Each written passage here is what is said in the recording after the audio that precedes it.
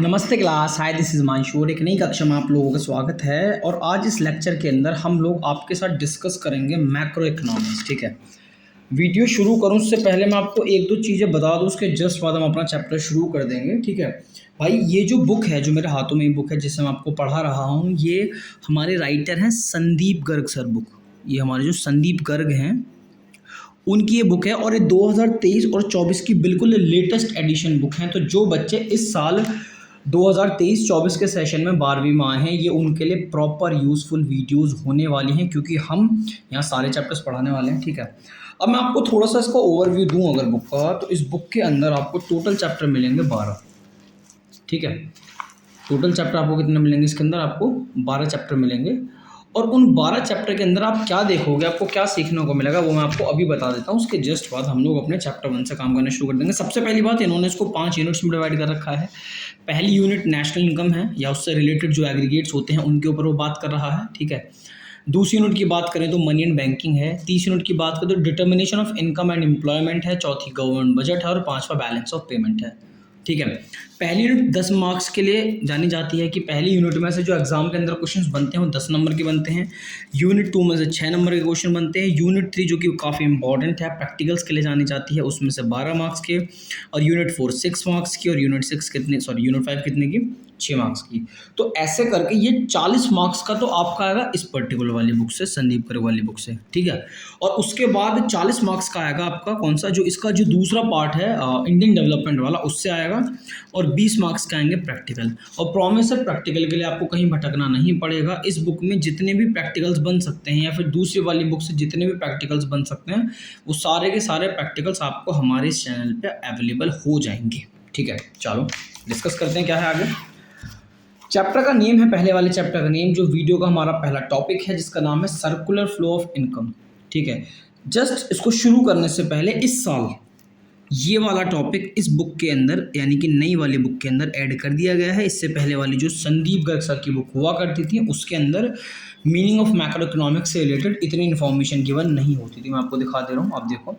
Meaning of economics, macro economics basically, या फिर micro और मैक्रो इकोनॉमिक्स के बीच का डिफरेंस हो गया, ये डिफरेंस इससे पहले गिवन नहीं था। ये डिफरेंस इससे पहले माइक्रो इकोनॉमिक्स के अंदर ही गिवन जनरली होता था, जो कि बहुत सही है। बिकॉज ऐसा इसलिए किया गया है क्योंकि एक क्वेश्चन अब ये इसमें 1 नंबर के चलन में है कि what is macro economics. What is macro economics. तो मेरे भाई, जब आप 12वीं में मैक्रो इकोनॉमिक्स पढ़ रहे हो, तो उससे रिलेटेड बातें भी आपको यहाँ पे ध्यान रखनी पड़ेंगी। ठीक है, तो प्लीज़ इट्स अ रिक्वेस्ट कि आप कुछ मत करो, एक पेन और कॉपी लेके भैया बैठ जाओ। इस बुक से जितने भी पॉसिबल नोट्स बनने वाले हैं वो मैं खुद बनवाऊंगा, और आप देखते रहना हो किस तरीके से काम करता है। ठीक है, कॉपी एरिया हमारी। ठीक है, अब ये क्वेश्चन आता है, ये वाला सबसे पहला, जो हमारा सिलेबस का सबसे पहला हिस्सा है। जो अगर आप सिलेबस जाके चेकआउट करते हो इसका, या फिर अगर आपके स्कूल आपको अपडेट करके रखते हैं, तो उसमें सबसे पहला सवाल ये बैठता है कि मैक्रो इकोनॉमिक्स होता क्या है। What is MACRO, macro economics, ये एक्चुअल में ये क्या चीज़ है। ठीक है, कॉपी पेन बना लो। पूरे टाइम हम ऐसी नोट्स बना के पढ़ने वाले हैं, और हमारा सोर्स संदीप गर्ग सर की बुक है, उसके बाद अदर राइटर्स की बुक में भी आने वाला है। यहाँ पे एक को कैपिटल वे में इसलिए दिखाया गया है क्योंकि मैक्रो इकोनॉमिक्स और माइक्रो इकोनॉमिक्स के जो बीच का डिफरेंस है वो यहीं से पैदा होता है। MACRO economics. ठीक है, तो सबसे पहले इसकी डेफिनेशन के ऊपर बात करते हैं कि ये है क्या। तो इसका जवाब हो सकता है मेरे भाई कि मैक्रो इकोनॉमिक्स हमारी इकोनॉमिक थ्योरी का वो हिस्सा है, ठीक है, जहाँ पे हम किसी भी चीज़ को एग्रीगेट फेस में पढ़ते हैं। नहीं आया समझ में, लिख के बताता हूँ। ये कहता है कि इज दैट पार्ट ऑफ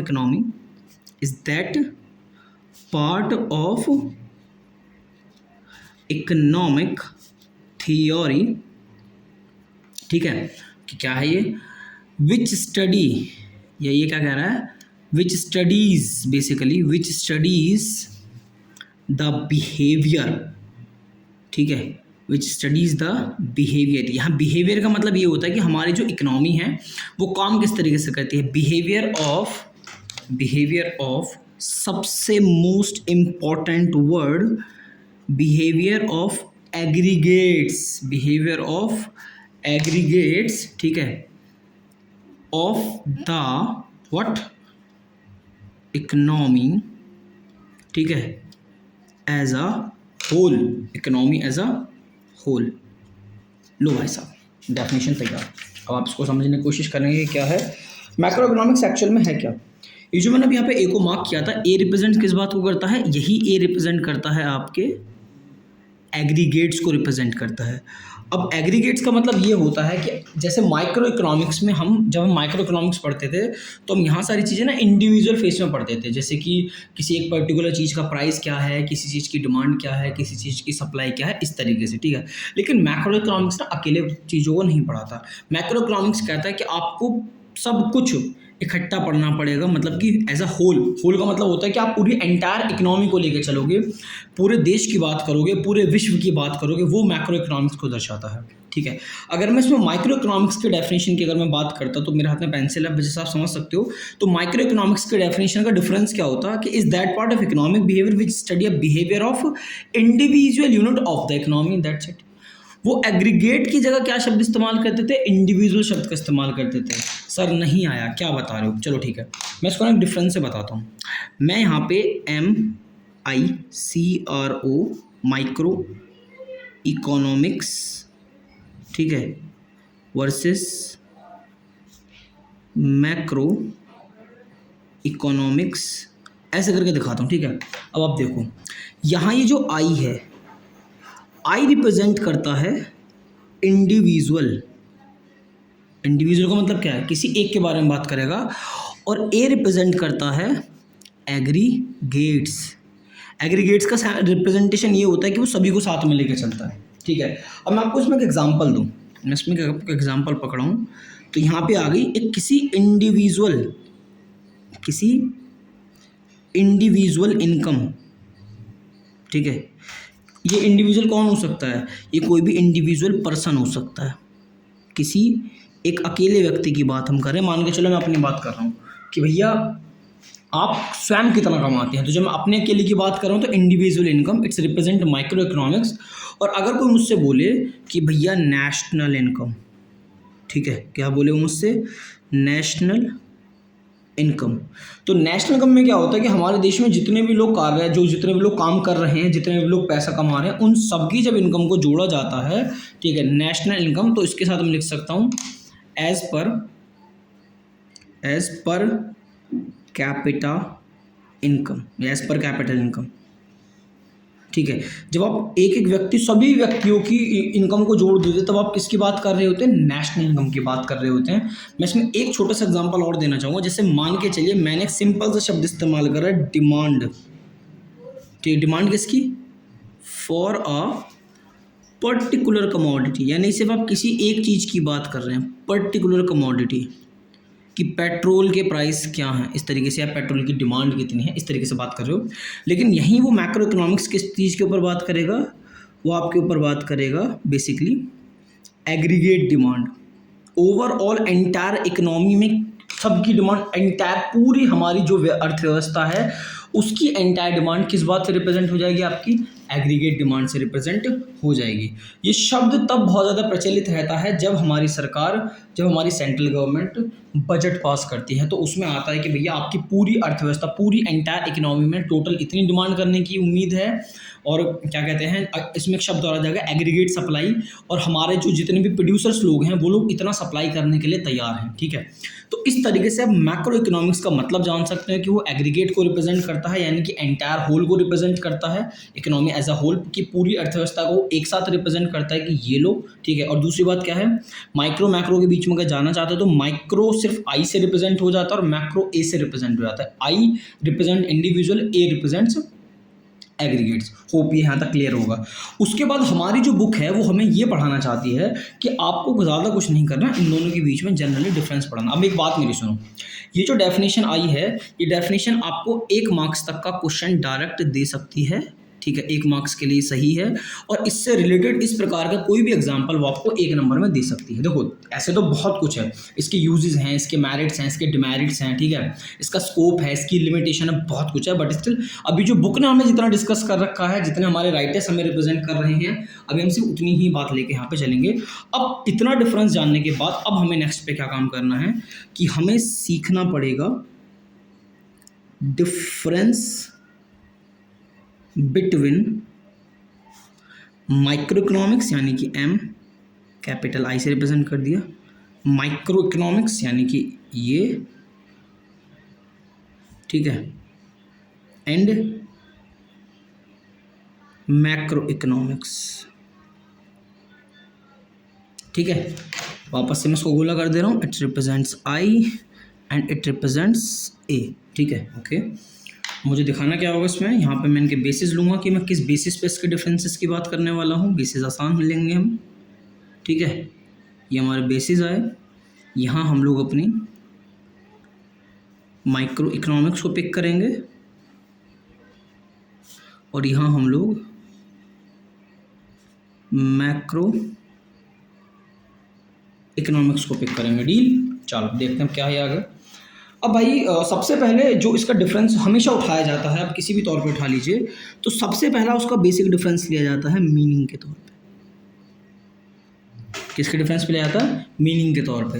अब मीनिंग के तौर पे क्या होता है कि अभी देखो डेफिनेशन वाइज अगर मैं मीनिंग की बात करूं तो ये जो लिखा था हमने बेसिकली, ये जो लिखा था meaning is that part of economic behaviour which study the behaviour of aggregates of the economy as a whole. तो ये तो बात करता है एग्रीगेट एज अ होल की, और ये बात करता है इंडिविजुअल यूनिट की। तो देखो मीनिंग यही है बेसिकली। मीनिंग मैक्रो का अगर मैं एज इट इज़ ये वाला यहाँ लिख दूँ तो भी आप समझ सकते हो, और अगर इसी में मैं एग्रीगेट काट के इंडिविजुअल लिख दूँ तो मेरा काम हो जाएगा माइक्रो इकोनॉमिक्स का। तो माइक्रो इकोनॉमिक्स जो मीनिंग के तौर पे किस बात को रिप्रेजेंट करती है, वो रिप्रेजेंट करती है इंडिविजुअल यूनिट्स को, और ये किसको रिप्रेजेंट करती है? एग्रीगेट्स को, एग्रीगेट्स एज अ होल, ठीक है। ये बहुत बेसिक डिफरेंस है।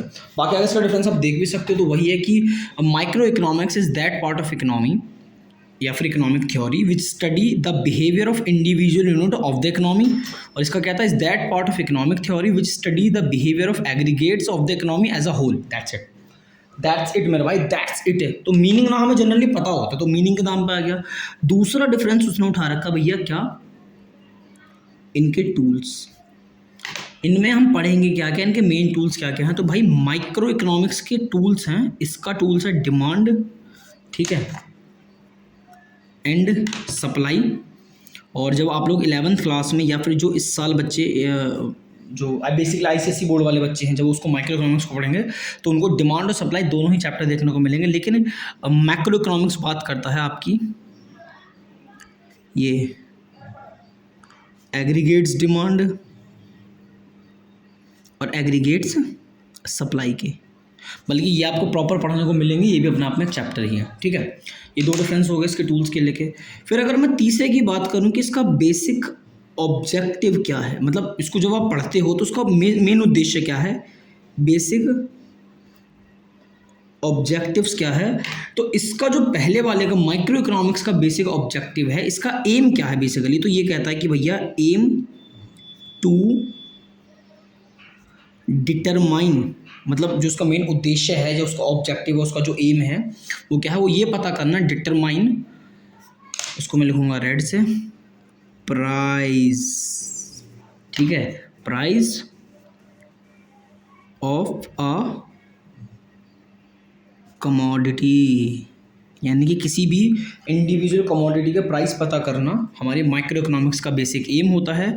और इसका एम क्या होता है, एम टू डिटरमाइन, ठीक है, determine the most important words, income and employment, that's it, ठीक है, employment level of the economy. मतलब मैक्रो इकोनॉमिक्स कहता है कि हमारे देश की नेशनल इनकम कितनी है, उसमें एम्प्लॉयमेंट कितना है, ऐसी चीज़ों के बारे में जो बात अक्सर की जाती है वो मैक्रो इकोनॉमिक्स के बारे में बात की जाती है, ठीक है।